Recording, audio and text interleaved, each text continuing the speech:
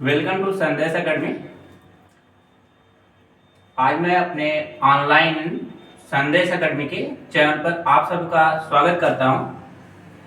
आज हम लोग फिजिक्स की कुछ बेसिक जानकारी को पढ़ने जा रहे हैं, जिसमें फिजिक्स की स्पेलिंग वो कहाँ से लिया गया है, फिजिक्स की मीनिंग क्या होती है, डिफिनीशंस का अध्ययन करेंगे। जिसके सापेक्ष हम लोग अध्ययन करने वाले हैं फिजिक्स का मीनिंग क्या होता है, स्पेलिंग क्या होती है, उसको देखते हैं। आप सभी स्टूडेंट्स जानते होंगे कि फिजिक्स की स्पेलिंग PHYSICS होती है, जिसका हिंदी में मतलब भौतिकी से है। फिजिक्स जो वर्ड है ग्रीक शब्द से लिया गया है, जिस ग्रीक शब्द का मतलब होता है थ्यूसिस।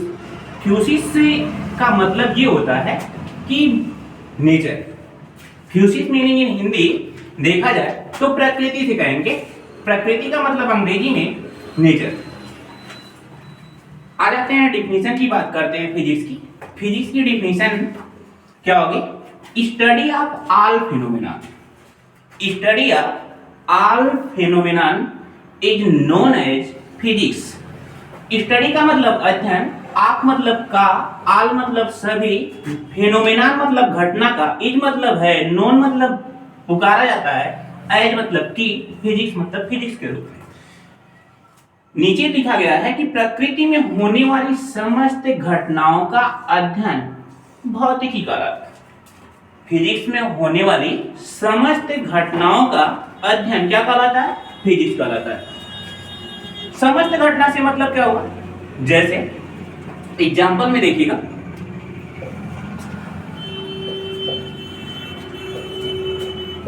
यूनिवर्सल में होने वाली समस्त चीजें, जैसे रोड पे क्या होते हैं, गाड़ी घोड़ा दौड़ना, ये सब क्या है?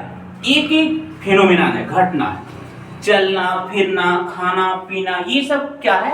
घटनाएं हो रही हैं। तो इन सब का अध्ययन हम लोग फिजिक्स के अंतर्गत करते हैं। आगे चलते हैं। फिजिक्स में मुख्यतः मैटर मतलब पदार्थ तथा एनर्जी का अध्ययन करते हैं। मैटर का मतलब पदार्थ, या इसका और एक हिंदी मीनिंग होता है द्रव्य। मैटर का मतलब पदार्थ या द्रव्य। And second energy. एनर्जी का मतलब हिंदी में होता है ऊर्जा। एनर्जी का हिंदी में मीनिंग ऊर्जा। आगे चलते हैं। कैरेक्टरिस्टिक्स ऑफ फिजिक्स, भौतिक विज्ञान की विशेषताएं। भौतिक विज्ञान की मुख्यतः 3 विशेषताएं हैं। भौतिक विज्ञान की विशेषताओं में विशेषता नंबर फर्स्ट में यह है कि हम लोग फिजिक्स में रूल पढ़ते हैं। फिजिक्स में क्या पढ़ना होता है? रूल। रूल को और एक नाम से जाना जाता है लॉ। लॉ का मतलब कानून। फर्स्ट कैरेक्टरिस्टिक्स या कैरेक्टरिस्टिक्स रूल, या फिर law. And second characteristics rule universal. Rule universal. And third characteristics dynamic. Rule या लॉ का मतलब ये हुआ कि फिजिक्स में हम लोग जितने भी कैरेक्टरिस्टिक्स होंगी, जितने भी टॉपिक्स होंगे, विशेषताएं होंगी, सबसे पहले तो रूल का अध्ययन करना। उसी रूल के अकॉर्डिंग सभी टॉपिक का अध्ययन आगे करते रहेंगे।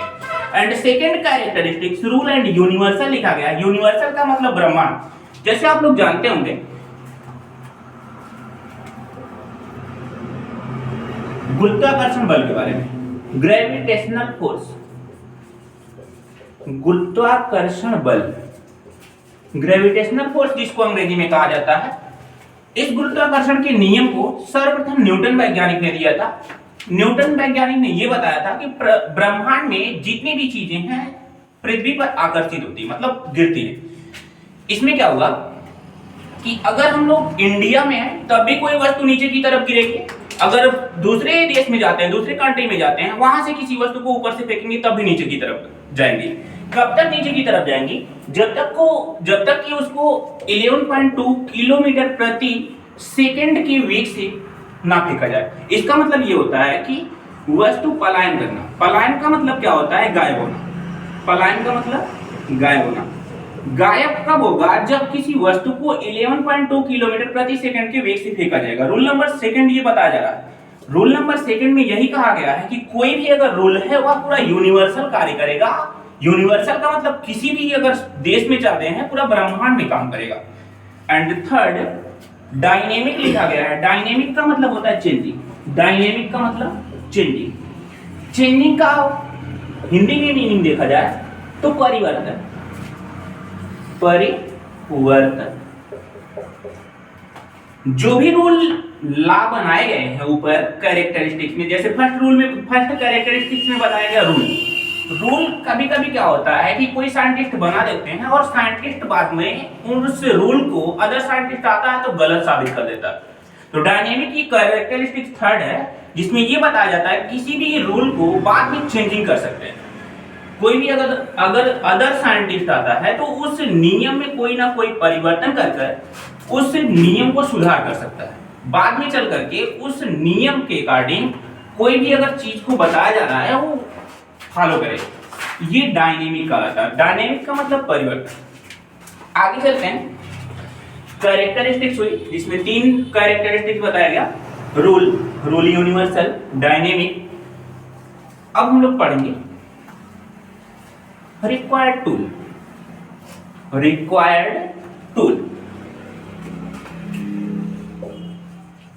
Required tool of physics.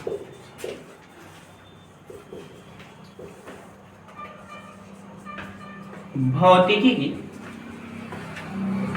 आवश्यक सामग्री।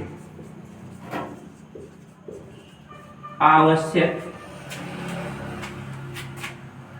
सामग्री।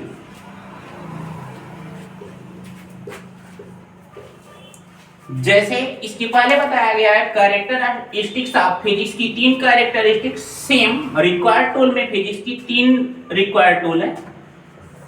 रिक्वायर्ड टूल नंबर फर्स्ट, अगर आपको फिजिक्स पढ़ना है तो मैथमेटिक्स तो जरूर आनी चाहिए।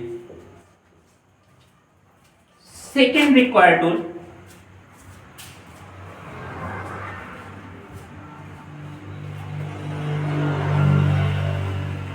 Measurement calculation.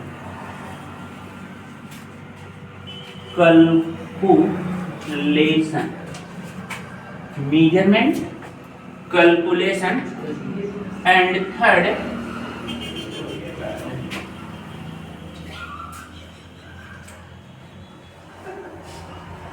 मेजरमेंट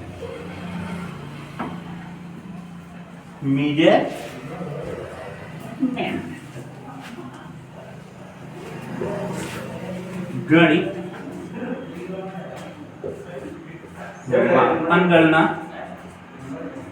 मापन गणना मापन। इन तीनों कैरेक्टर एक रिक्वायर्ड टूल की आवश्यकता होगी क्या करने के लिए? फिजिक्स की स्टडी करने के लिए। अगर फिजिक्स का अध्ययन करना है तो 3 चीजें तो जरूर आनी चाहिए। पहला क्या? मैथमेटिक्स, गणित आपको अवश्य आनी चाहिए। सेकंड मेजरमेंट कैलकुलेशन, मापन गणना। एंड थर्ड मापन। मेजरमेंट क्या मतलब क्या होगा कि कोई भी क्वांटिटी को किस यूनिट में आप माप रहे हैं ये तो आनी चाहिए। किसी भी क्वांटिटी को किस यूनिट में मापा जा रहा है ये जरूर पता होना चाहिए। जैसे सर बस कीजिए आज ना।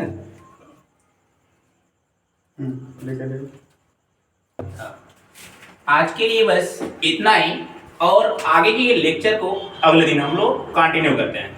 धन्यवाद।